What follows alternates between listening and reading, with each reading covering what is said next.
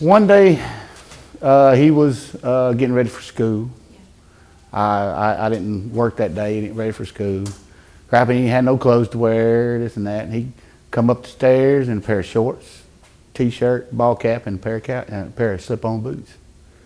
I said, "You really gonna wear that to school today?" He said, "Yes, sir, I am." I said, "Well, you ain't nothing but a big country boy."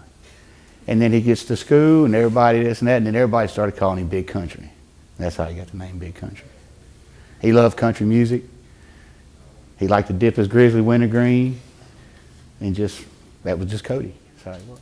He lived in Pinson all his life. These hallways, he roamed these hallways for 4 years. He loved his school. He loved the football team. He couldn't play football anymore because of his brain surgery, but he loved Pinson Valley. And everybody in Pinson Valley loved Cody. They would just, he never met a stranger. He'd walk up to him, talk to him, "How you doing?" Shake his hand, and everybody else, they'd ask him his name. He said, "Well, everybody calls me Big Country." And it just worked. He's just a lovable kid. Everybody loved him. It's kind of hard to explain, hard to put in words. This community has done above and beyond that you could ever expect.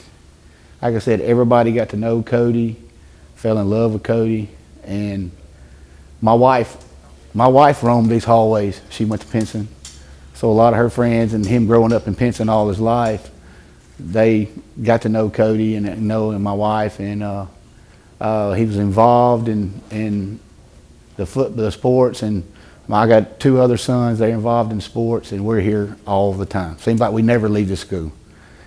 And he just, the community is just an outpour. He drives through the community. Everybody knows he had a jacked up truck, plays his country music loud as he could play it, and just wear his hat forwards and backwards, wearing them boots and them shorts, and everybody just saw him wearing them boots and shorts and thought, "Man, that's pretty wild, pretty unique," And he'd talk to people, but the community is just between the cards, the people when we were in the hospital sending us food. I mean, they had a list of for the next month of people just signed up to send food, drinks, snacks. Anywhere from, they'd bring us blankets, pillows, because we never left, to just anything and everything. And I cannot say how much it means to my family about what this community has done for me and my family. I can't put it in words. And they're still doing it to this day. Every day, our phones are blowing up, friends requests to messages from everybody. It's just hard to respond to everybody, but I would like to tell everybody thank you for everything you've done for me and my family, and everything that you're still doing. They still have the donations for Cody Cole at Hometown Bank, and people are adding to that, and it's hard to explain how the community's impacted our family. We knew how many people, knew a lot of people knew Cody, but we didn't know what kind of impact he had on our community. My wife is kind of in a daze. Myself, I still kind of numb. It's really not really sunk in yet. The rest of my family, my kids, each of them handle it differently. We try to keep them occupied, keep their mind on other things. Their friends have helped tremendously. It's gonna take time. My brother, he's still, he's still hurt with his leg, and mentally, I think it's still kind of a struggle for him. The feeling that I have right now, I'm mad, I'm sad, but I'm also glad because I know where he's at. And he's not in pain or anything like that. But the feeling, it's hard to describe how I feel right now at this time. Sleeping wise, it's still kind of a struggle, but it's just a process we're going to have to deal with, and take it day by day.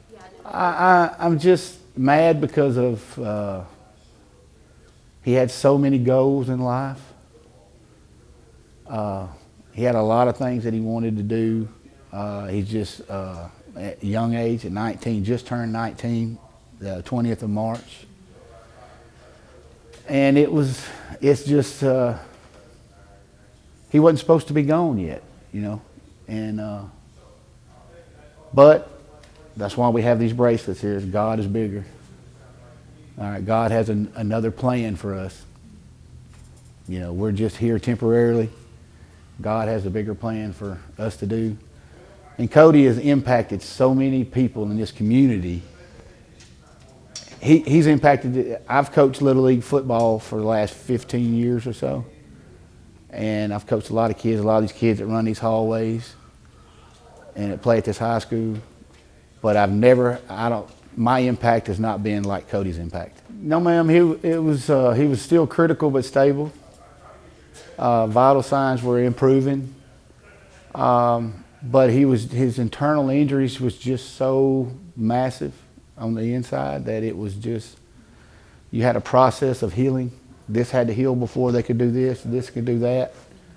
And it was just, he just couldn't go anymore. He was just so tired. He fought a battle for 11 days, and it was just a bigger battle than what he could do for the rest of the time. So, no, there was no surgeries done. There was surgery scheduled, but certain things had to improve before he could do the surgeries, and his body was just unable to come back.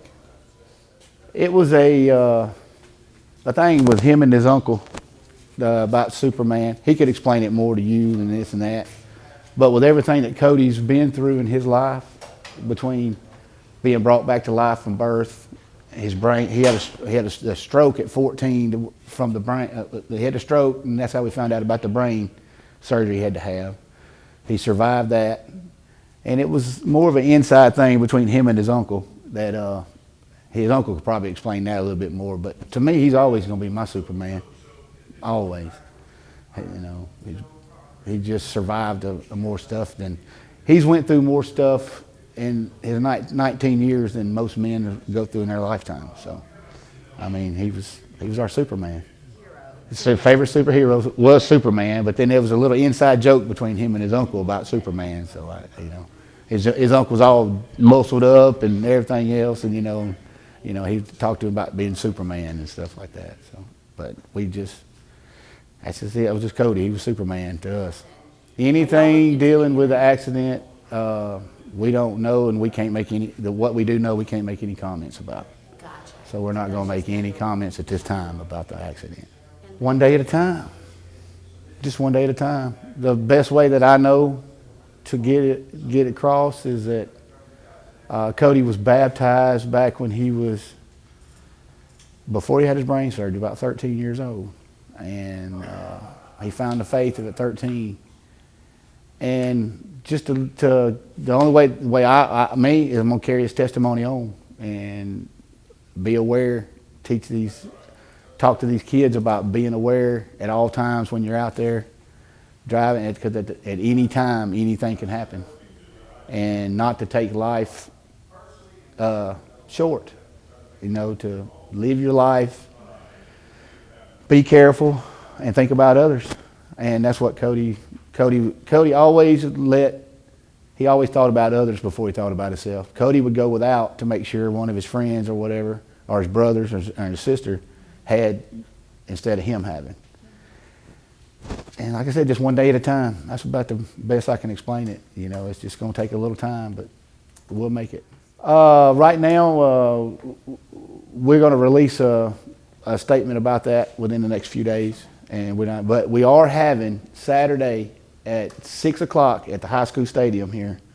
We're having a memorial service for Cody, and it's open to all the community. We've had a community outpour about asking us if we're going to do anything, whatever. But Mr. Turner here at the schools gave us permission because of, they're saying that the way the community outpour is, there's not too many places that will be able to accommodate all these people and all of his buddies with their jacked up trucks and big country stickers on it. They all are going to be out here, but it's going to be at 6 o'clock on Saturday evening, at the high school stadium right here at Pinson Valley. Just keep our family in mind, prayers, and that's been the biggest help is the prayers. And a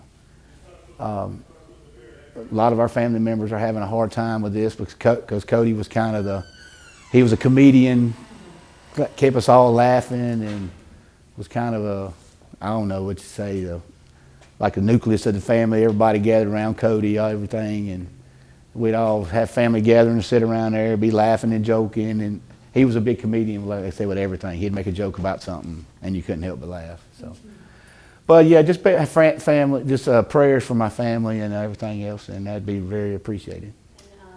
I'm doing good, getting better. Leg is progressing every day. I found out I don't have to have surgery. I'm going to do physical therapy for 6 weeks, strengthen my leg back. But the process is getting better. Emotionally, it's pretty tough. You know, we were buddies, real tight buddies. Rode around everywhere. I just play it back in my head. So it's just every day. It's going to be a process. Just have to take it every day, one day at a time. No, he's not. And he was an angel in the streets, and now he's an angel in the sky. Well, day by day. About the middle of the week, we got good news that his progressions was better. He was coming off the ventilator, coming low on the ventilator. Talking about a surgery at the end of this week. And then he was just so physically beat up on the inside that once one part of his organs started shutting down, they all took place and started shutting down. It's hard. Well, the Superman deal was all that he's been through in his life. He was my Superman. And me working out, I was his Superman. He looked up to his Uncle Jamie.